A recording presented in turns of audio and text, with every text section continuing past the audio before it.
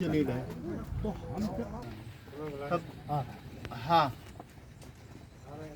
किसान भाइयों और मेरे साथियों, अपने इस कृषि फार्म पर, राजकीय कृषि शोध फार्म अलीगढ़ पर मैं आपका हार्दिक स्वागत करता हूं। आप लोग यहां आए हैं और आपको प्राकृतिक खेती और जीवामृत के बारे में मैं अपनी बात बतानी चाहूँगा, ताकि आप अपने खेतों पे उसको सही तरह से इस्तेमाल कर सकें। अभी हम लोग जब वहाँ बैठे थे तो मैंने आपको बताया था कि किस तरह से आपको बनाना है। अब हम मौके भी मौजूद हैं, किस तरह से हमें करना है, जीवामृत को हमें कैसे बनाना है।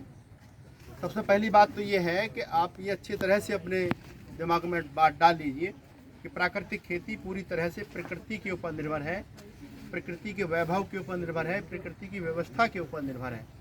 प्राकृतिक खेती में हम किसी भी तरह के रासायनिक उर्वरक का, कीटनाशी का, फफूंदीनाशी का प्रयोग नहीं करते, बल्कि प्राकृतिक खेती में हम जीवामृत का प्रयोग करते हैं, घन जीवामृत का प्रयोग करते हैं। प्राकृतिक खेती में प्रकृति की सभी इकाइयों का सहयोग रहता है, लेकिन मुख्य रूप से सूक्ष्म जीवाणुओं का मुख्य भूमिका रहती है। अब सवाल ये आता है कि हमारी जो खेत में सूक्ष्म जीव मर गए हैं, वो हमारे इंसेक्टिसाइड डालने से, हमारी धरती जो नंगी है, पेड़ नहीं है, उनको हमें लाना है।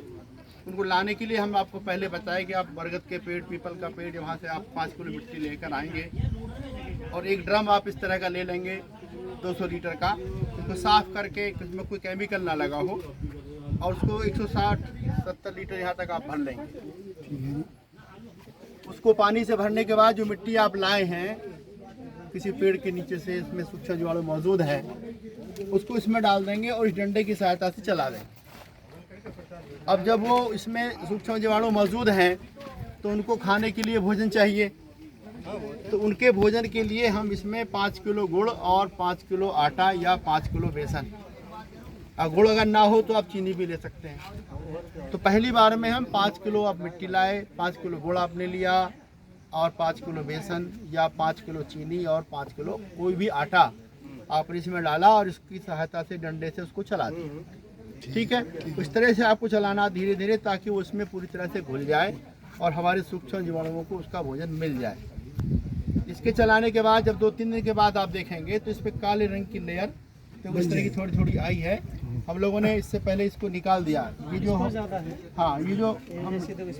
हम लाते हैं ना मिट्टी, उसमें 2 तरह के सूक्ष्म जीव हैं, एक तो नेगेटिव, एक पॉजिटिव। तो जो नेगेटिव है, हानिकारक है, उनको हमें इस तरह से निकाल देना है। तो ये प्रक्रिया आपको 1 बार, 2 बार, 3 बार करनी पड़ सकती है। जब इस तरह से आप करेंगे तो पानी आपका साफ हो जाएगा। तो पहली खुराक आपने दे दी जब हमने मिट्टी लाए। अगर आपके पास गाय का गोबर है तो आप डाल सकते हैं, गौमूत्र डाल सकते हैं। अगर नहीं है तो कोई ज़रूरत नहीं, कोई परेशानी नहीं है, आपका बन जाएगा। क्योंकि आजकल जो चर्चा हो रही है वो गौ आधारित प्राकृतिक खेती की चर्चा हो रही है। हाँ, लेकिन सभी किसानों के पास जो है गाय मौजूद नहीं है। तो उसके लिए ज़रूरी है कि अगर गाय नहीं है तो उसमें आप निसंकोच ना करें, उसको ना घबराएं और आप जो है बाकायदा उसको निश्चिंत रहें, आपका जीवामृत बन जाएगा। तो सूक्ष्म जीवाणु युक्त मिट्टी आप ले आए, फिर आपने उसमें राशन डाल दिया, बेसन गुड़ डाल दिया, उसको घोल दिया, 5-5 किलो आपने डाला। फिर आपको 15 दिन के बाद इसमें 3 किलो गुड़ और 3 किलो बेसन या 3 किलो चीनी और 3 किलो आटा फिर आप डाल देंगे। टोटल 13 किलो गुड़ पड़ गया। हाँ, मतलब पहले आपने डाला जब हम इसको शुरू किए 5-5 किलो, फिर 15 दिन के बाद आपने 3 किलो गुड़ और 3 किलो बेसन या 3 किलो चीनी और 3 किलो आटा डाल दिया, इसको चला दिया। इसको आपको ध्यान ये रखना है कि 2 दिन 3 दिन के अंतराल पर इस डंडे की सहायता से आपको चलाते रहना है।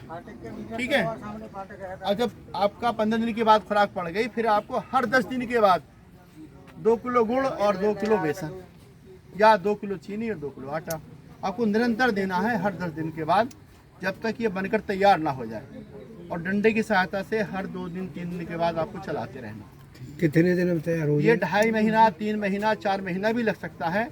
ये इस बात पर डिपेंड करता है कि जो आप सूक्ष्म जीवाणु मिट्टी लाए हैं जंगल से, उसमें कितने सूक्ष्म जीवाणु मौजूद हैं। अगर ज़्यादा होंगे तो कम समय लगेगा और उसमें अगर कम होंगे तो अधिक समय लगेगा। तो इसकी पहचान कैसे होगी साहब के बन गया कि नहीं? पहचान कैसे? जब हम इसको करते रहेंगे 3 महीने 4 महीने या 2.5 महीने पर, तो आप इसको जब देखेंगे तो इसका रंग जो है मौसमी नारंगी या संतरे की जूस के जैसा हो जाएगा। इसमें से सुगंध आएगी, अभी भी आपको आ रही होगी। इसमें पहले बना हुआ था वो अपने खेतों में इस्तेमाल कर चुके हैं, लेकिन हम दोबारा बना रहे हैं अगली फसल के लिए। इसका रंग आपको पता लग गया कि मौसमी की जूस जैसा होगा। इसको आप जब छुएंगे तो सामान्य पानी के मुकाबले ठंडा होगा। और इसको थोड़ा ऐसे देखेंगे आप, रवैसे दिखा दें इसको। अब हल्का सा आप अगर देखेंगे तो ये थोड़ा थोड़ा जो है चिपचिपापन होगा। रंग समझ में आ गया, चिपचिपा हो गया, ठंडा हो गया, इसमें से सुगंध आएगी। शाम को तो जब आप इस तरह की पोजीशन हो जाए, आप समझ लीजिए आपका जीवन बनकर तैयार हो गया। वहाँ से लेट हो जाते अब हैं। सवाल ये उठता है कि आपको इसको कैसे प्रयोग करना है। सुबह जल्दी इसके प्रयोग करने के लिए आप इसको इस तरह से चला के और इसमें से 20 लीटर निकाल दीजिए, और वो 20 लीटर आपके 1 एकड़ खेत के लिए पर्याप्त होगा। अगर आप इसी तरह डालना चाहते हैं तो आप इसे बाल्टी में भरिए। अगर आपके खेत में पानी है बहुत जल्दी आ जगह जगह आप डाल दीजिए, बाल्टी से या डोंगे की सहायता से, नाली की सहायता से भी डाल सकते हैं। लेकिन नाली में डाल सकते हैं आप, लेकिन बेहतर ये रहेगा आप जगह जगह डालें ताकि आसानी से सब जगह पहुंच जाए। हाँ, वो शॉर्टकट तरीका है, लेकिन थोड़ा सा मेहनत करिए और इसको आप जगह जगह डालिए अपने खेत में, ज़्यादा बेहतर रहेगा। अगर आपका खेत दूर है, आप इसको उठा कर नहीं ले जा सकते, तो आप इसको घनजीवरत बना लीजिए। घनजीवरत बनाने का तरीका ये है कि इसमें से आपने 20 लीटर इस तरह से चला के ले लिया, और 1 कुंटल या 1.25 कुंटल गोबर की सड़ी हुई सूखी खाद थोड़ी थोड़ी सुभुरी सी हो, उसको आप फैला लीजिए और इसमें से आप डाल दीजिए। और उसके साथ साथ उसमें 3 किलो चीनी और 3 किलो बेसन या आटा उस पर डाल दीजिए गोबर के ऊपर, ताकि हमारी सूक्ष्म जीवाणु हैं वो भूखे ना मरने पाएँ, जिंदा रहें। और जब आप अपना पले हुआ खेत जोतने के लिए जाएं, उसको साथ ले जाएं, उसमें बखेर दें और फिर आप अपनी उसकी जुताई करें। तो इस तरह से सूक्ष्म जीवाणु जो है आपके खेत में पहुंच जाएंगे। और जब ये खेत में पहुंच जाएंगे तो फिर ये अपना काम शुरू करेंगे। जो हमारे खेत में फसल अवशेष है, पौधों की जड़ें, तना, पत्ती, शाखा, फल, फूल, उसको ये खाएंगे और उसको ह्यूमस में परिवर्तित कर देंगे और जीवांश कार्बन की मात्रा बढ़ जाएगी। जब जीवांश कार्बन मात्रा बढ़ जाएगी, देखिए मौजूदा वक्त में हमारे खेतों में जीवांश कार्बन की मात्रा एक मोटा सा आंकड़ा है हमारे अलीगढ़ जिले का और जिलों का भी है कि इस वक्त जो है 0.3% या उससे भी कम रह गई है। इसलिए हमारी लागत बढ़ रही है। तो हमें अपने खेतों में जीवांश कार्बन की मात्रा को, ह्यूमस की मात्रा को बढ़ाना है और उसको 0.8 से 1% तक ले जाना है।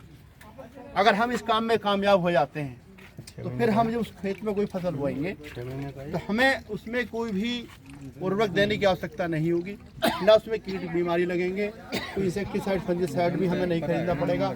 आर्थिक बचत हमें होगी और हमारे प्राकृतिक संसाधन भी सुरक्षित रहेंगे, जैविकता हमारी कमज़ोर नहीं होगी। जो उत्पादन हमें मिलेगा वो स्वादिष्ट होगा, गुणवत्तापूर्वक होगा, उसके खाने से हम आप सब शारीरिक मानसिक रूप से स्वस्थ रहेंगे। देखिए, इस बात का ध्यान रखिए, प्राकृतिक खेती का मतलब ये नहीं है कि आपने ये जो अमृत बना लिया, खेत में डाल दिया और प्राकृतिक खेती आपकी पूरी हो गई। इस तरह से पूरी नहीं होती। इसके डालने के बाद आपको कोई भी इंसेक्टिसाइड अपने खेत में नहीं डालना है। उसके साथ साथ ये ध्यान रखना है जहाँ आपका खेत है वह एक प्राकृतिक माहौल, एक प्राकृतिक परिवेश आपको पैदा करना है।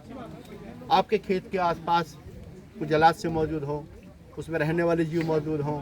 खेत में आपके आसपास रंगमरी तितलियाँ, मधुमक्खियाँ, रमजी गुड़िया, केचुआ, गुबरेला, एक ऐसा माहौल मतलब हो, हाँ पेड़ हो। तो उसके लिए आपको अपने खेतों की मोटी मोटी मेंढ बनानी है ताकि बारिश का जब पानी हो तो अपने खेत से बाहर न निकले। पेड़ों पर आप अपने हिसाब से पेड़ लगा दें और उस पर पेड़ों पर पक्षी बसेरा करेंगे, वो पक्षी हमारी फसल की कीटों से सुरक्षा करेंगे, उनको खा लेंगे। ठीक है, बात समझ में आ रही है। अब मधुमक्खी, तितली ये सब होंगे तो हमारे फसलों में जो परागण क्रिया होगी, फसल अच्छी पैदा होगी। तो हमें ये बाखूबी ध्यान रखना है कि हमें अपनी धरती माँ के अस्तित्व को बचाना है और प्रकृति के वैभव को बरकरार रखना है, क्योंकि हमेशा हमेशा हम यहाँ नहीं रहने। हमें हमारे मरने के बाद हमारी औलादों को भी यहाँ जीना है, इस प्रकृति की व्यवस्था में जीना है। तो हमें उनका ख्याल रखते हुए इस धरती माँ को बाकायदे बाखूबी को श्रृंगार के रूप में प्रकृति के वैभव को बरकरार रखते हुए अपने बच्चों को सौंप कर जाना है। और इसके लिए ज़रूरी है कि हम प्राकृतिक संसाधनों का संरक्षण करें, जैविकता का संवर्धन करें। और ये सब काम तभी संभव है जब हम रासायनिक खेती से अपना ध्यान हटाकर प्राकृतिक खेती करने की तरफ ध्यान दें।